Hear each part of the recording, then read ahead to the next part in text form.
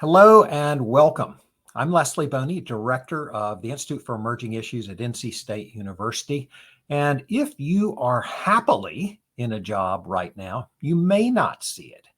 But if you're someone who's looking to hire people, or if you're someone who's looking for a job, you are living it. This is a really strange job market that we're in. The onset of the pandemic has forced everyone to re-examine their lives in oh so many ways, but one of the ways that they're re-examining them is the kind of work that they do. And a lot of people are choosing to opt out, choosing to do different work, choosing to think differently about how they work and where they work and why they work. Here's some headlines from the past few months that give you some sense of just how strange a job market it is. This from a study of the National Association of Business Economics and a story about that. Basically, what they found is that nearly half, 47% of businesses right now are reporting that they are short of skilled workers. The unemployment rate, the percentage of adults that are officially looking for work, is declining. And this headline is from a story about a study by Goldman Sachs in which they predict that the unemployment rate, already pretty low, moved from 4.8% nationally last month to 4.6% this month, is going to decline further to 3.7% by the middle of next year and possibly to as low as 3.5% by the end of 2022, which would be a 50-year low.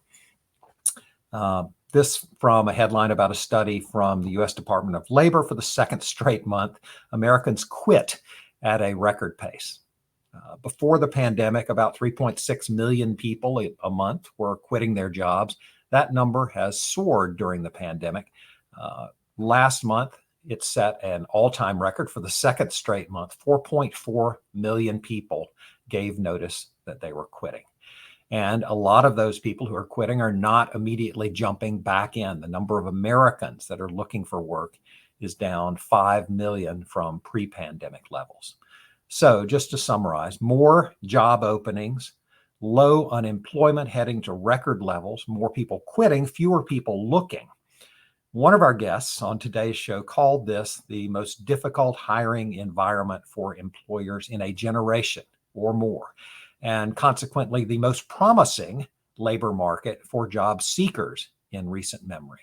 Basically, this is an environment in which workers have a lot more power than they historically have as they are looking for work. Today, we want to look at this emerging issue to try to figure out what's going on, why it's going on, and what we might do about it. We're going to talk with folks who are looking at this incredible challenge on a state and a local level, as well as someone who's putting a spotlight on some of the possible solutions for going forward.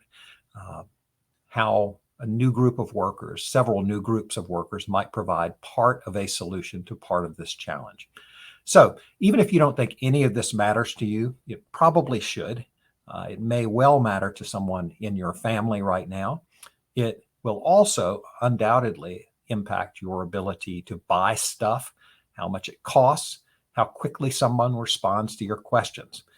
We thank you for joining us today, whether you're joining on YouTube Live or Facebook Live or LinkedIn Live, or you're getting it through one of your streaming services, or you've picked up a recording through emergingissues.org, our website. We are happy that you are with us.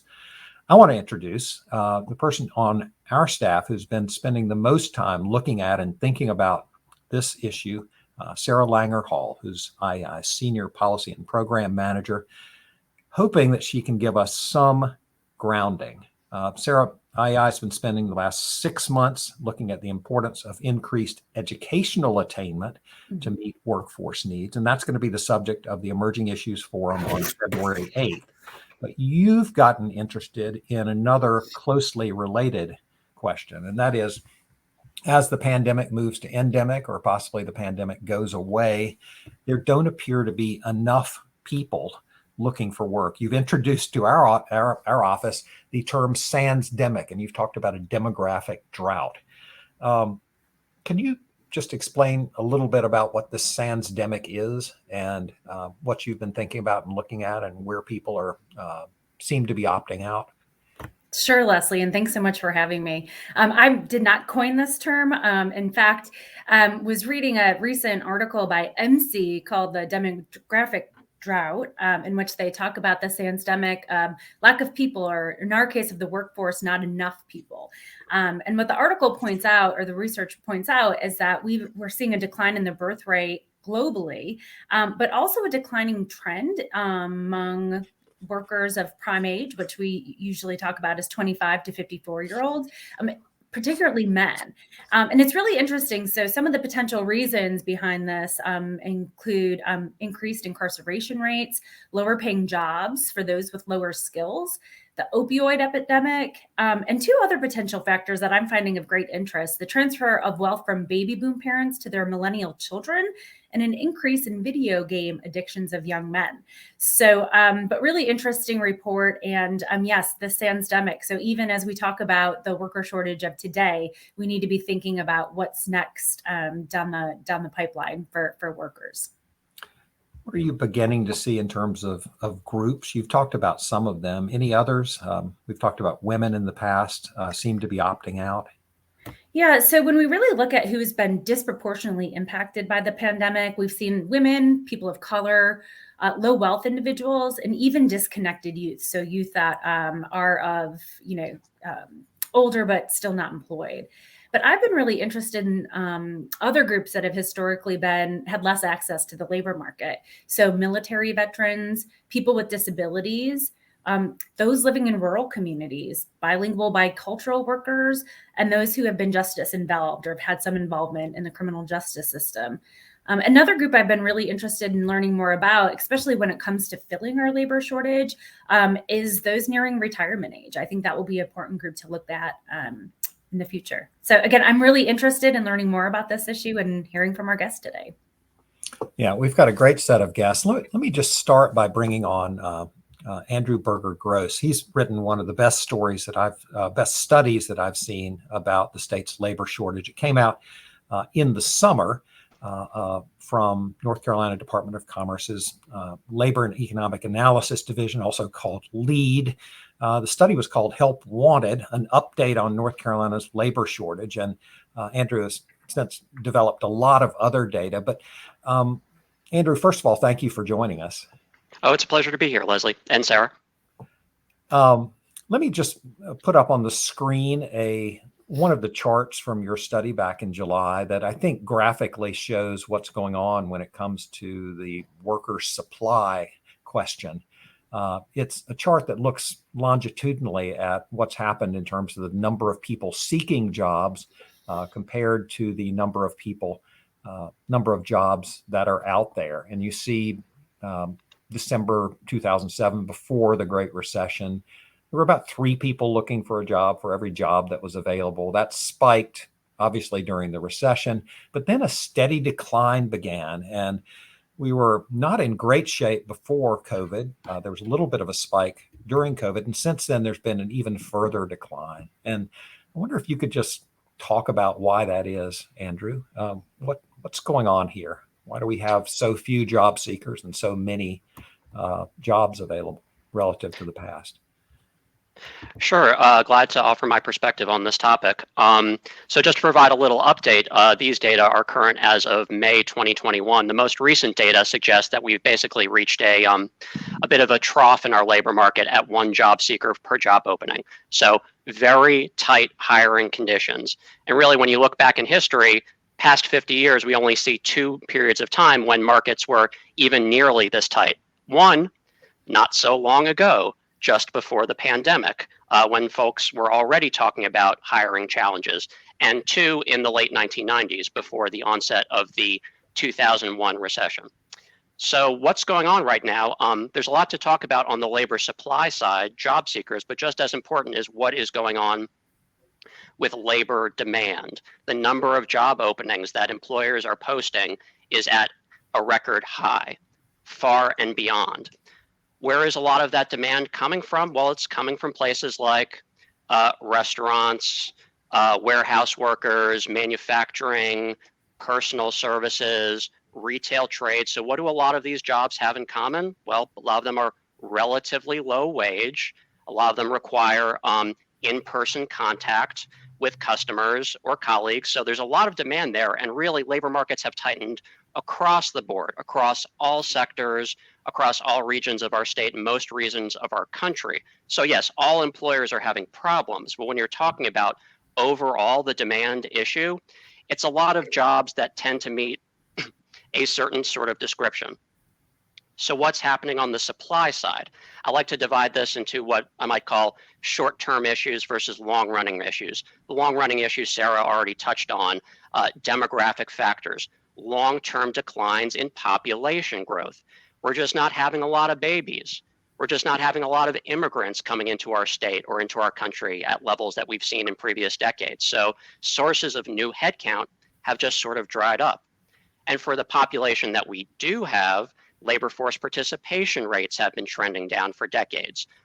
Most of that, the vast majority of that, is accounted for by natural demographic trends, the aging of the population, the baby boom cohort maturing into retirement age, as well as a large chunk of youth who are going to school, going to higher education, college full-time, rather than entering the labor market out of high school like they might have in previous generations.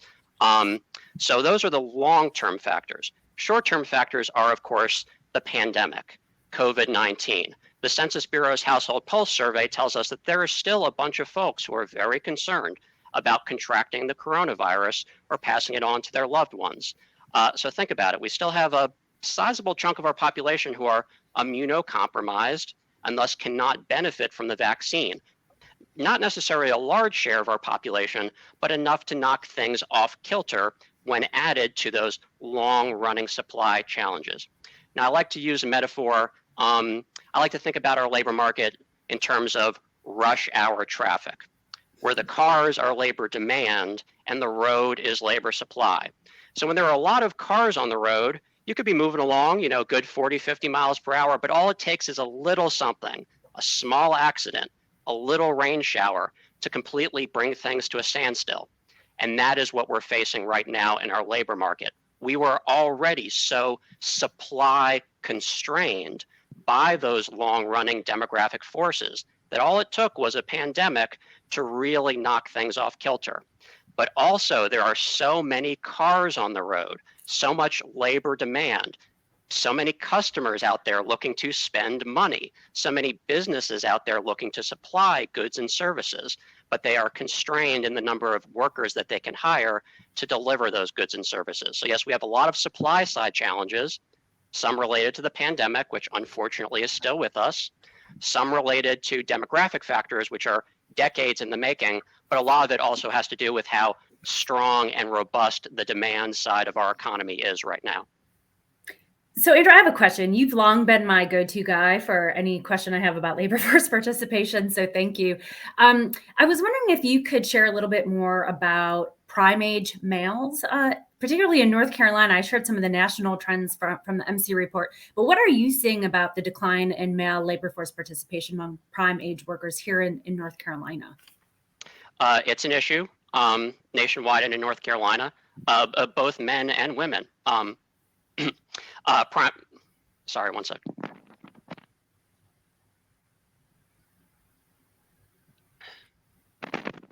Can you edit that out?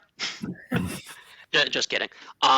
So prime age labor force participation for men has been trending down for many decades, arguably since the 1950s and 1960s for a number of reasons, but also among women has been trending down since around the year 2000. Now, when I say that most of the decline in labor force participation is accounted for by, benign forces like retirement or young people going to school, that's true when you look at the top level. But underneath the surface, there is still a substantial chunk of folks who have been left behind by the 21st century economy, who never really got over those massive structural changes that we experienced during the 1990s and the early 2000s, the deindustrialization of the US economy, which hit us particularly hard in North Carolina. And you can see those impacts in some of our regions in North Carolina that specialized in certain types of manufacturing and have yet to fill that gap. That does tend to be where you see a lot of folks who are in the prime of their working lives, age 25 to 54, but are not seeking work. There is some evidence from research that perhaps some of those folks have fallen into the opioid epidemic or other drug epidemics that are ravaging our country. A sense of widespread malaise, anomie, video games, whatever you call it. There's a lot of arguments about the cause of why such a large chunk of folks in their prime working years have left the labor market. I think at the end of the day, regardless of the cause, these are people who are obviously not in a good place in their life. Maybe some of them are addicted. Maybe some of them are so disconnected from the current labor market that they face challenges to get back in. So yes, that is certainly an area of concern for workforce development. But let's put it into context. Even if we put all those people to work, that would not make up for all the folks that we've lost over the last 20, 30 years, from retirements, from teenagers, young people going to school rather than workforce, and from the dry up in immigration. Thank you.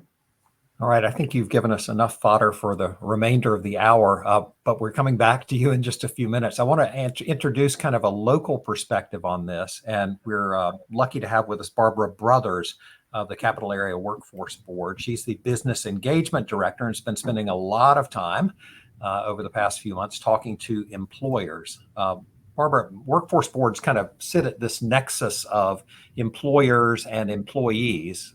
You have roughly half of your board is required to be employers, and that's sort of your responsibility, but you're also responsible for finding people jobs that are looking. And I'm wondering, as you listen to employers, whether you hear different things from folks who offer jobs that maybe traditionally are viewed as lower wage and higher touch, and people who might be in advanced manufacturing or jobs like that are perhaps somewhat physical but pay a little bit more, versus people who are in trying to find employees for biotech firms or higher paying firms. Are you hearing different things from different employers, or is there a constant theme that you're hearing? Well, first, Leslie, thanks so much for including us in the conversation today. And what Andrew said is what we're hearing and experiencing on the front line. And to your point, on the front line with job seekers and employers. And we're seeing a lot. So some of the industries who experienced hiring challenges, filling their openings pre-pandemic, the pandemic has only increased the pressure in those types of industries, such as manufacturing, but also skilled trades, excuse me. We're also seeing they're continuing to have some difficulty getting those entry-level positions in particular filled. So we are seeing it across the board, across all industries, and really across all level of jobs right now, where employers are experiencing difficulties just trying to get their openings filled. So all of the above would be my answer to that part of the question. But in particular, we are seeing increased pressure in those two specifically. And that's, well, as far as skilled trade and manufacturing, and that's beyond, that's really, I should say, assuming restaurant and hospitality, which was obviously affected through the pandemic. A friend of mine was telling me the other day, runs a manufacturing plant, and he was saying basically he's already raised his entry wages by $3 an hour. Yeah. And he will get people to come, and they'll come maybe for a couple of weeks, and then they'll just disappear. And he finds out they've taken another 50-cent raise or $1 raise next door. And on one level, more power to them. They're going where the wages are highest. But he's saying there's something different about it. That people are just not sticking around as long as they have historically. There's some different dynamic going on. And I'm wondering if you've heard stories like that, and what kinds of things you're hearing that maybe make you think this job market is a little different than it has been. This job market is definitely different than anyone's ever experienced. That's the one piece that we continually hear from employers over and over again. Is just yesterday somebody said, this is just weird, and trying to figure out their response to it. So we have worked with employers and helped them assess the current labor market and their position as they try to fill openings. And to your friends' actions, we've recommended either benefit changes, flexibility changes. Sometimes it is wages, because as those frontline retail and restaurant jobs lift wages, it puts pressure on some of these other industries, like skilled trades and manufacturing in particular, to also now, in order to compete, raise their wages as well. So we've very recently worked with a couple of employers who had the same reaction as your friend, where they had to raise wages $3 to $4 an hour in order to recruit and hire for their openings. And really at any level and any industry right now, one of the things that we're seeing from job seekers, there's two, I would say, buckets where they're personalizing the job search and they're putting their personal lens on it. And one of those is what Andrew and Sarah referenced earlier. It's that flexibility. It's how much flexibility do I have in where I work? Can I work from home? Which puts some pressure on manufacturing and skilled trades in particular, as well as, again, restaurant and hospitality. You have to be present on the job site and in that work environment to deliver the service. So the service industries are really challenged right now. The other real pressure cooker for an employer is the job seeker who, whether or not they're employed right now, they've got multiple interviews happening. They're going to compare job offers, and they're going to look right now. This is what we're hearing from employers in particular. They're working with job seekers who say, you know what, they're lining up 3 offers, 4 offers next to each other. And they're saying, which one gives me the most work from home? Which one matches the benefits that I want? And now who's left, and where can I get an increase? So we're seeing that and hearing that from our employers. And so for the employers who are not making that adaptation to hire quickly, they're going to lose out. That's definitely one thing we're seeing. And absolutely, the job seeker's in control right now. And another, I think, critical piece that we've seen in reference to the hourly wage is that entry-level hourly wage. We've seen job seekers who aren't even interested in talking about the job unless it's $16 to $16.50 an hour. And that's here in Wake County specifically. So we're seeing every angle of pressure on this recruiting. Job seekers are definitely in the driver's seat. And I love Andrew's analogy of rush hour traffic. That is just spot on. And the job seekers are absolutely in the driver's seat. So Barbara, I have a follow-up question. We hear in the paper headlines, it's all about the great resignation. What I think I'm hearing you talk about is this great reshuffling of workers, which again, I didn't coin. But my question to you is, you've mentioned benefits, you've mentioned salary, and then you've also mentioned some flexibility. How important is work culture, an inclusive culture? And will companies and businesses that embrace that type of culture, are they gonna come out on top? I think they'll come out on top when we look at the younger portion and demographics of the job seeker group, right? I think it's much more important to the younger job seekers with regards to social impact and DEI efforts. Not that older workers aren't interested in it, but I think that's such a critical, important factor for the younger job seekers. Great. Yeah.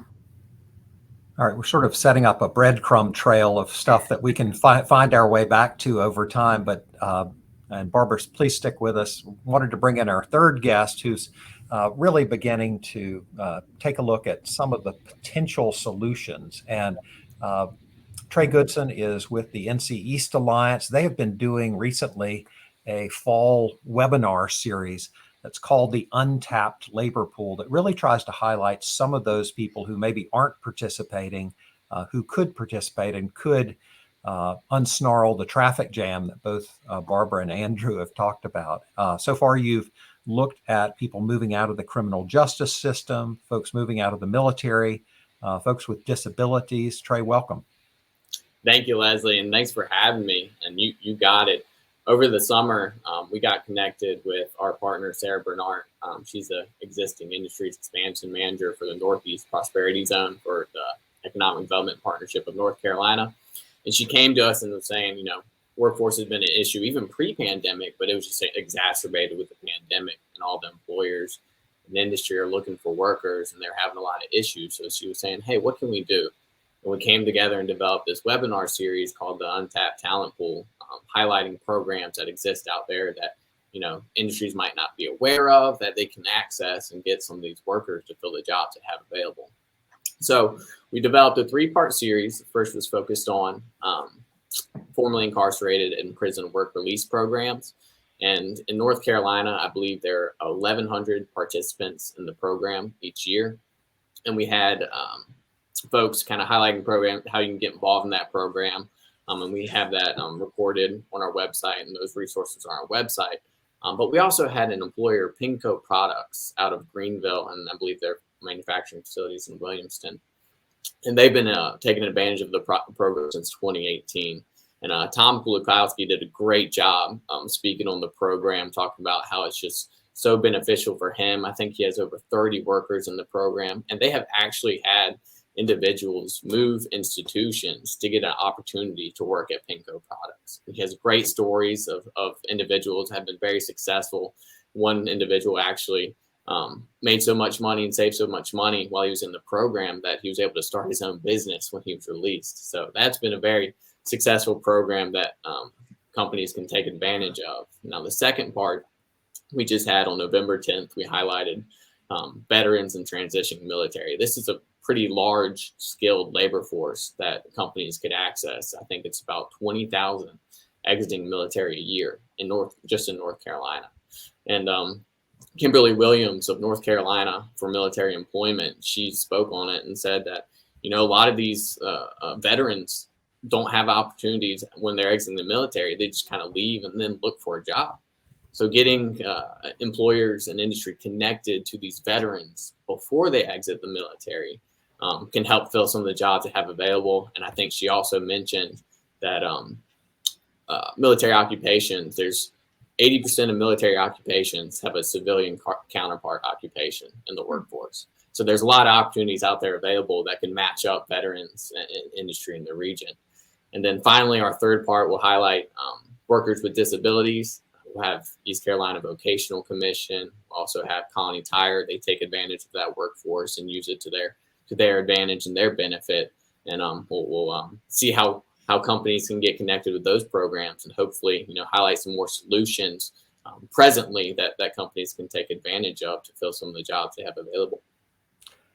NC East historically has been what is maybe simplistically summarized as an economic development organization. You've been looking at recruiting and retaining and growing companies in your area, a traditional economic development function. A lot of what we've been looking at and thinking about over the past few months has been the essential interconnection between workforce development and economic development. I wonder if you could just talk about why you're choosing to spend a fair amount of time solving this workforce development issue when some people draw an artificial line and say economic development organizations should stick with traditional economic development. Why is it so important to combine these two things? Yeah, thank you for that question, Leslie, because we kind of addressed that over COVID as an organization. Like I mentioned, workforce has been an issue regionally pre-COVID. And once COVID happened, economic development came to a halt. We couldn't really recruit companies, especially international companies, while you couldn't even leave your house. So we took a moment to identify what regional issues existed, and we knew workforce was at the top of that board. And workforce for a lot of people, for a lot of companies, the first thing they look at before location is, well, is the workforce available? That's essential for a company to locate in a certain area. So we took this issue and kind of ran with it, and we developed a few programs. Obviously, presently, we're working on that Untapped Talent Pool series for companies. But we also have developed 2 pilot programs. And at the core of these programs is working with industry and schools, and basically connecting. One program is focused on middle schools, one is focused on high schools, and connecting schools and industry in the region and training teachers on what jobs are available in the region. So students are aware of those jobs and say, hey, well, I can get a really good job down the street and stay at home and, stay close by some of the most beautiful beaches in the world here in Eastern North Carolina. So those 2 pilot programs have been working very hard. We just announced the Rivers East Academy for Advanced Manufacturing, working on developing the programs and, continuing to connect the schools and students in the region to industry in the region, so we don't have that, leaky talent pipeline. Trey, I wanted, if I may, to go back to something you said earlier about that first webinar and the business owner from Panko. I agree. I thought it was an extremely powerful, and as someone, part of my volunteer work, I work with those who have been involved in the justice system. And I was really touched about basically his shift in mindset from this is my need for workers to support my business to the opportunities it was, creating for these workers. And I'm just curious to see if that shift in mindset is happening with other employers, or is this something we really need to work on more? I would say 2 things. We had a lot of people follow up after the webinar to get connected with Lakeisha Jones to find out more about prison work release programs. We had a lot of big industry on that webinar.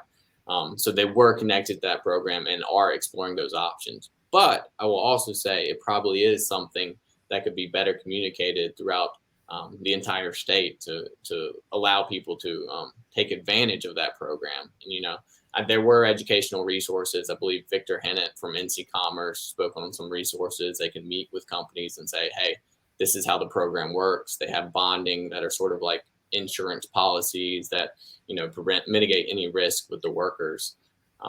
So I would say definitely those 2 things. But we did have a lot of follow-up and a lot of interest of people that were looking to get connected with the program. That's great news. Well, I look forward to just following up and hearing how that goes. Thank you. Sarah, I think it may be time to zoom back and bring the whole band together. We've been hearing from the individual instruments of the band, but maybe if we could just bring everybody back in. And I want to see if we've named everybody that is participating at lower rates, or if there are some groups that we haven't mentioned yet. Is there any group that we haven't mentioned yet? And then I really want to talk about some possible bespoke solutions for different groups, because I'm assuming it's not going to be a one size fits all solution. Andrew's mentioned long term and short term. Who else are we missing? Who else have we not talked about that is not participating at the same rate right now that we might need to name? So if you don't mind me starting, here at the Commerce Department, me and my colleagues are lucky to have a wealth of data at our disposal, allowing us to track individuals' employment outcomes over time, so we can get a really refined view of exactly who left the workforce and who has not come back. And indeed, we have seen evidence in North Carolina of what has been called a K-shaped recovery from the COVID-19 recession. And what folks mean when they say K-shaped recovery is that certain populations, they're going up, right? Their employment rates are recovering or have recovered from the recession, whereas other populations, they kind of went down and are staying there. North Carolina, that K-shaped recovery is driven by, 1, poor outcomes for low-income workers, those who are low wage prior to being laid off, and 2, our Black population. So Black workers and low-income workers have not necessarily benefited from this tight labor market as much as other populations. But just to emphasize what I was saying before, this isn't necessarily a demand side problem. It's not that there aren't a ton of job openings in those sectors where low-income workers used to work. There are plenty of job openings in industries that have traditionally employed large shares of our African American population. The issue is on the supply side and in the matching of supply and demand, getting workers, getting job seekers into the positions that employers are trying to hire. So Andrew, can I follow up? How much of this, I'm a mom, I've got a 2-year-old and a 4-year-old, and there might be others on the call with young children. But when we look at low income workers, particularly, how much is childcare and the lack of childcare and virtual schooling? How much did that really take a hit during the pandemic and recovery? It certainly did. There's been some data to bear this out, but it's fairly obvious that one, the lack of childcare options early on in the pandemic, but two, the ongoing uncertainty about school, and three, importantly, I think a trend a lot of people don't talk about, people made a lot of life-changing decisions during the pandemic, perhaps semi-permanent decisions to homeschool, to retract from the labor market. So there are some issues, yes, that were perhaps initiated by early pandemic childcare and schooling issues, but might be more persistent over time. One thing I will note, though, is that overall, looking at gender disparities in our labor market, it's kind of a two-edged sword, right? On one hand, we have a gendered society in which women are expected to partake in a lot of childcare responsibilities, which disadvantages them in the current environment. At the same time, the industries and occupations where women tend to work are more likely to be work from home eligible jobs. So it's kind of cut in both ways. Men and women, fathers and mothers have all suffered in various ways from the pandemic and its impact on our workforce. Yeah, it's interesting. I've read some new recent research about those women who've got an advanced degree or bachelor's degree that had the opportunity to work remotely, but also when paired with homeschooling, we're essentially working a second full-time job, and that the burnout rate and the impact on mental health has been pretty severe, and that's national. So I imagine it's true here in North Carolina as well. And I will say I have some friends and colleagues that fit that bill and are still trying to recover. So. Absolutely. Can we talk just a little bit about wages? Barbara, you brought this up. One solution when you have a short labor supply is to increase demand by raising wages or improving benefits. And I'm wondering whether any of that is starting to show up in data yet. Have we in fact seen companies raise wages, or are they just trying to operate with 30% fewer staff than they did before and see if they can get through this period? So some are trying to operate with fewer right now. But anecdotally, we've certainly had cases where they've raised wages to great success. So I haven't necessarily seen a report to validate. I just know the specific employers we've worked with that have definitely had success with it.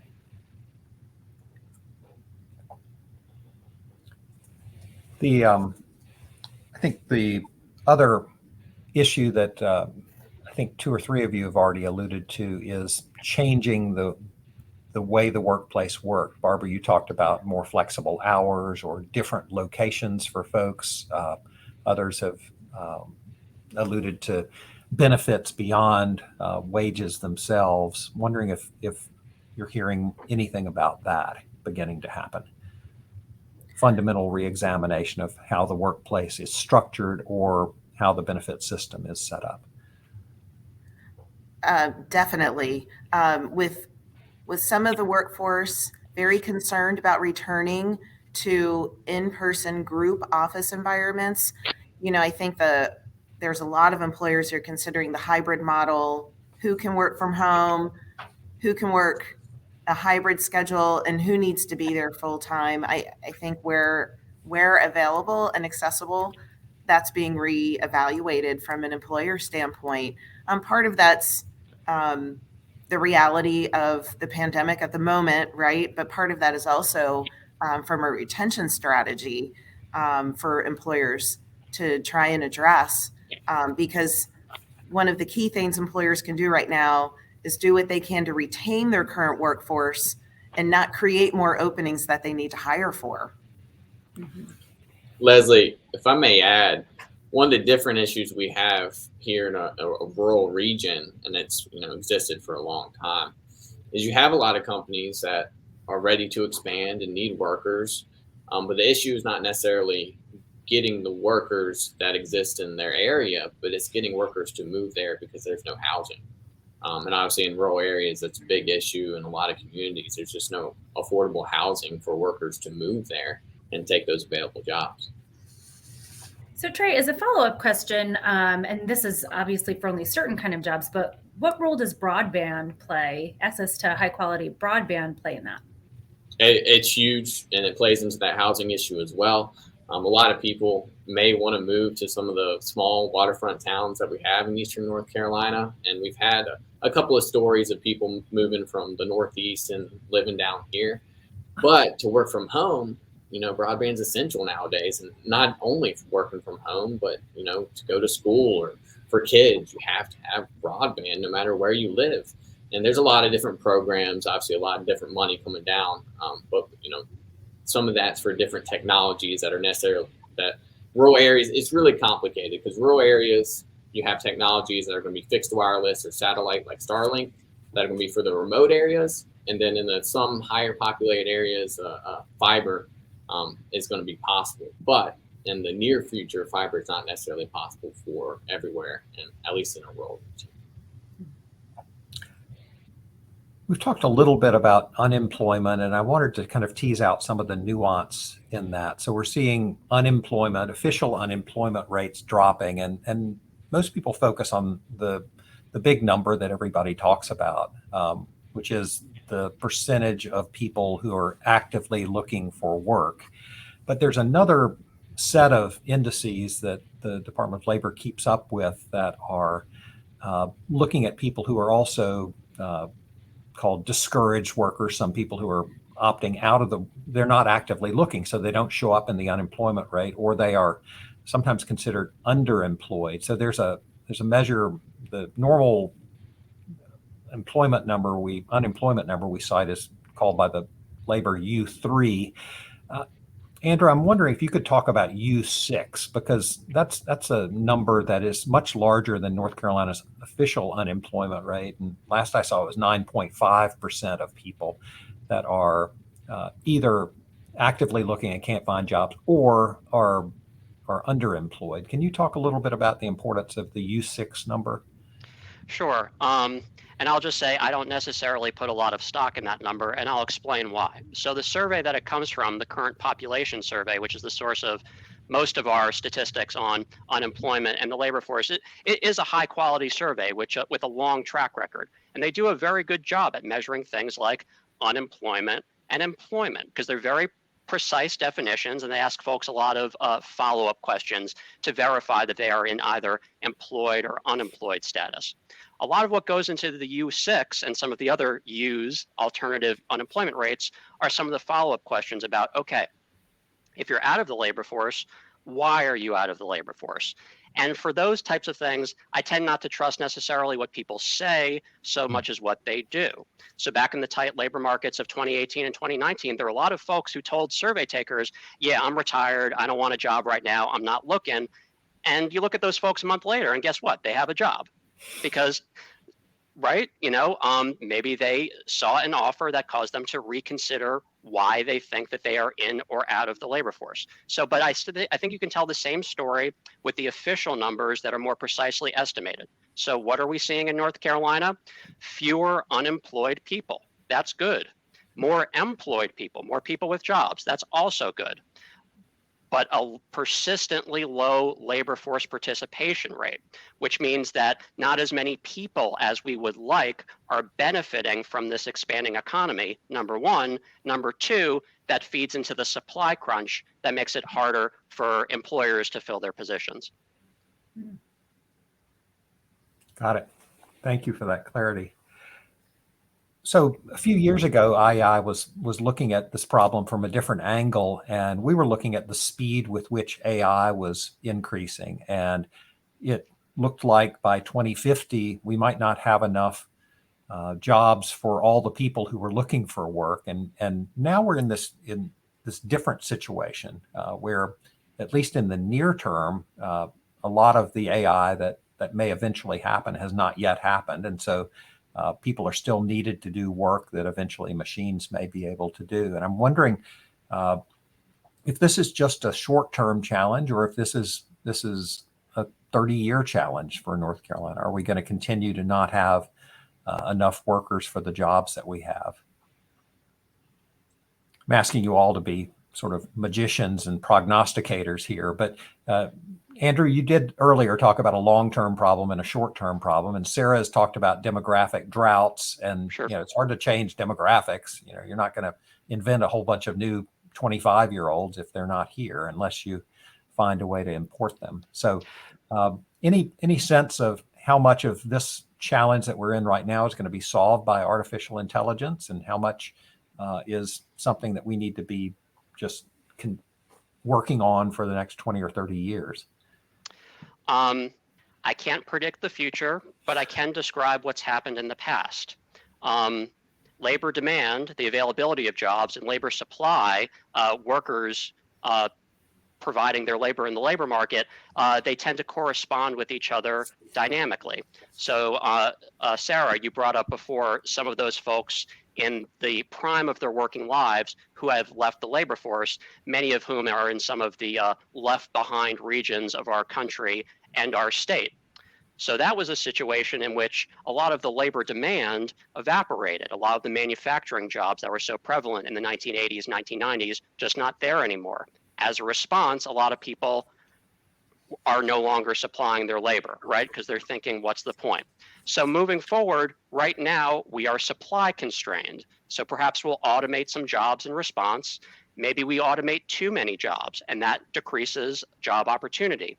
That will have knock-on effects on the supply side. So when we talk about automation as having this one-way static impact on what goes on in our society is complicated. Our economy is complicated. And how the forces of one, technological change, and two, demographic change or changes in social norms interact with each other is going to be very hard to predict. Yeah, and I'll add, Andrew, in our region, like I've mentioned, workforce has been an issue for a long time, especially in rural areas. We are hearing companies talk about, well, we're probably going to have to move more towards automation, because we just can't fill the jobs. We never have been able to fill the jobs. And we do talk a lot about, as an organization, NC's Alliance, as the digital transformation of industry, and that applies to a lot of industries in the region. And I think it's going to be an issue that we'll see more automation, at least in less populated regions like Eastern North Carolina, because we're talking about reshoring, and we're having a ton of companies moving back to the U.S. and a lot of manufacturing operations that are popping up all over the place. And if that reshoring continues, we already have workforce issues. How are we going to fill these new jobs if we can't fill the ones that we already have? Yeah, it's interesting. As Leslie mentioned, our 2016 Emerging Issues Forum focused on the future of work and like inciting fear about all the jobs automation was going to take. And now we're like, can we automate our way out of this demographic drought? So that's only been 5 years or so. So thank you for that. One group we haven't really touched upon a lot here, and I just want to throw it out there. But what about bilingual and bicultural workers? Joining the labor force. What are we seeing happening now, and how are people preparing to embrace those in their jobs if they are?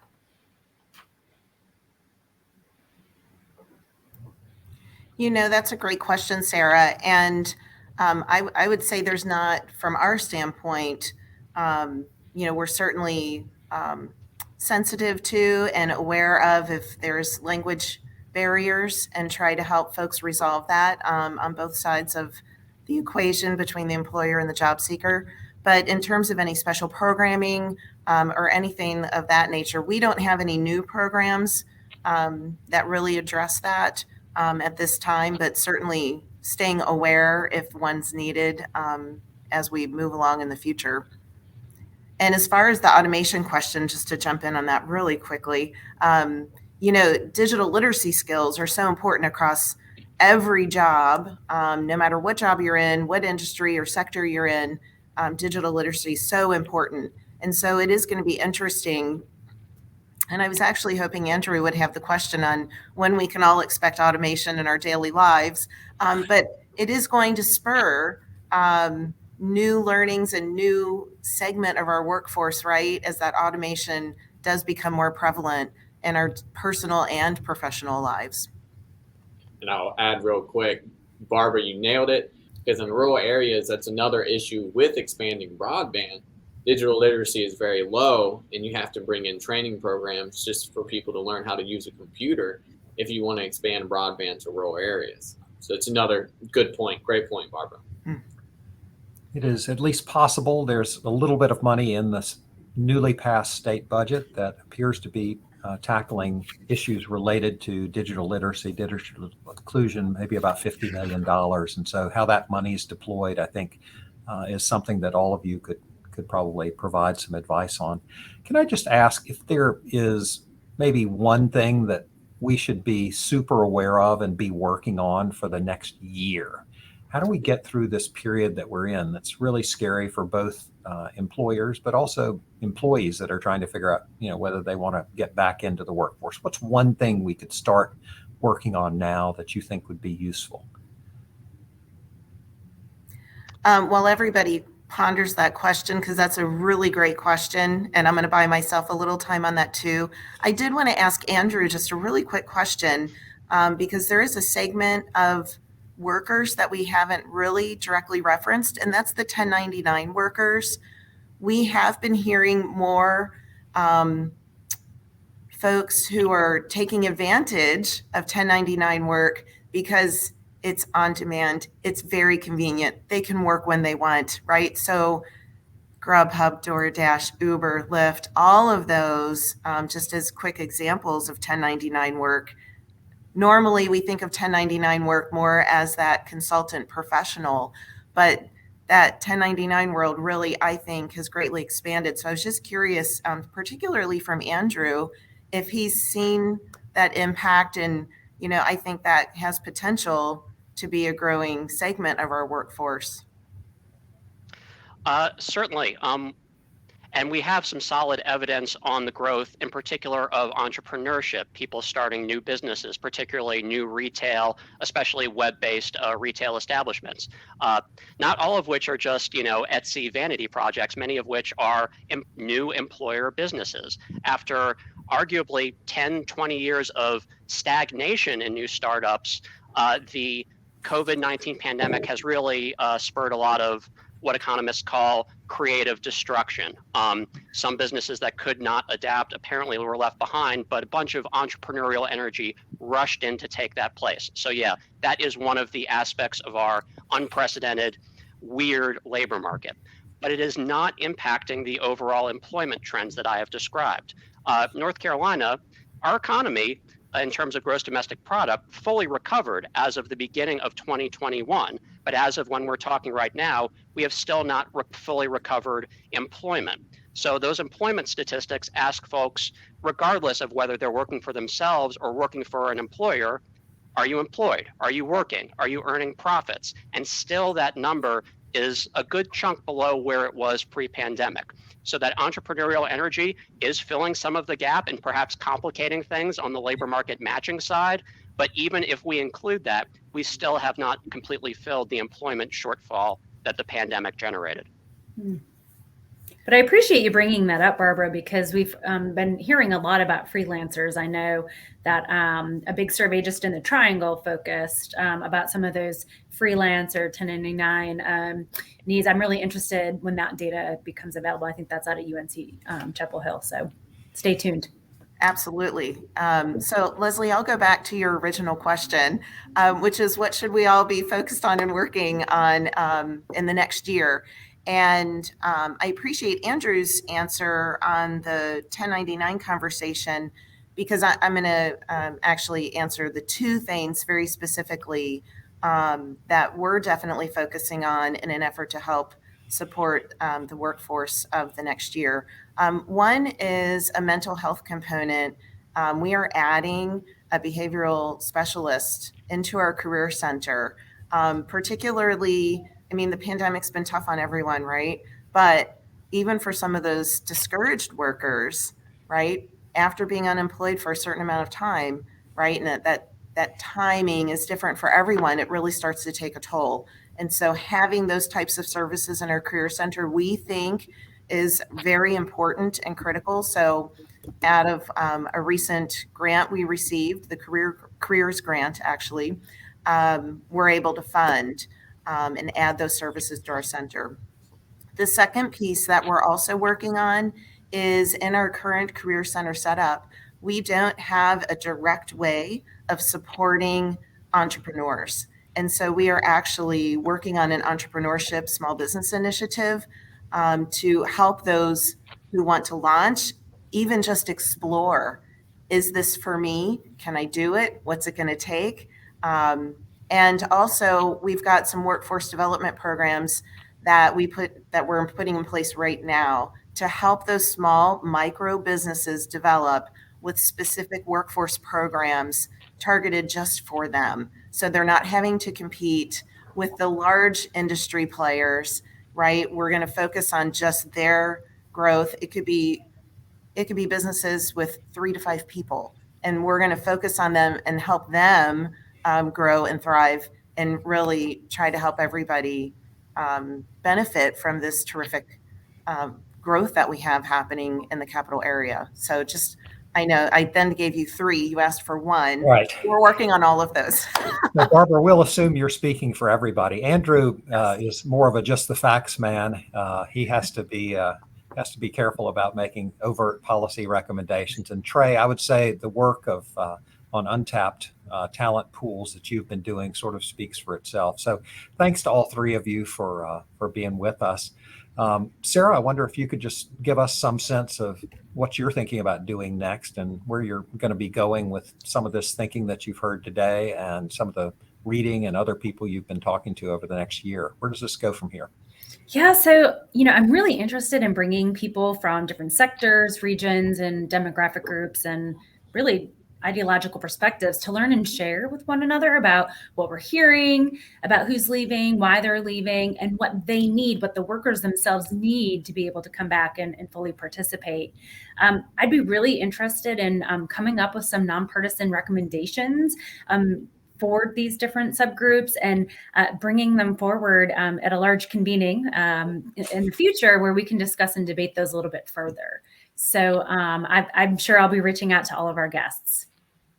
All right. Thank you to all of you for being part of the show today. I wanted to show as we close the addresses for the organizations that you work for. North Carolina Department of Commerce's lead division is at nccommerce.com. It's easily findable off that website. The NC East Alliance is pretty easy to remember, nceast.org. And capital area workforce development's a little trickier. It's if all the words are running together, it's capital area NC works without any space .com. So all these places have really great information. If you're interested in this issue or other things that they've brought up today, please reach out to them. So thanks to you all for being with us. Thank you. Thank you. Thank you. That's our show for today. First and Future Live is based on an idea from IEI Communications Director Greg Hedgepeth. It's produced by James Herrick every week. Social media and chat is handled by Kirsten Chang. Special thanks today to Senior Policy and Program Manager Sarah Hall. If you like this show, please let your friends know about it. And look for the recording on the IEI YouTube channel if you'd like to see the video version, or on our website, emergingissues.org. Hope you'll stay tuned for our next show coming up on December 7th. It is called Can Kitty Hawk Take Flight? A College Solution for 1.5 Million NC Adults. And those are the NC adults that have some college and no degree. The UNC system announced in its most recent meeting that it was launching a very large online delivery system that would bring together the common assets of all 16 of the public universities in the state into one particular format called Kitty Hawk. We're going to be talking about that and the extent to which that can provide a solution for those folks out there who have some college, no degree, and know that a little more education would make them even more marketable in today's tough job market. So look for that next time, coming up on our next program, December 7th. That's it for today. For all of us at the Institute for Emerging Issues at NC State, thank you for listening. See you in the future.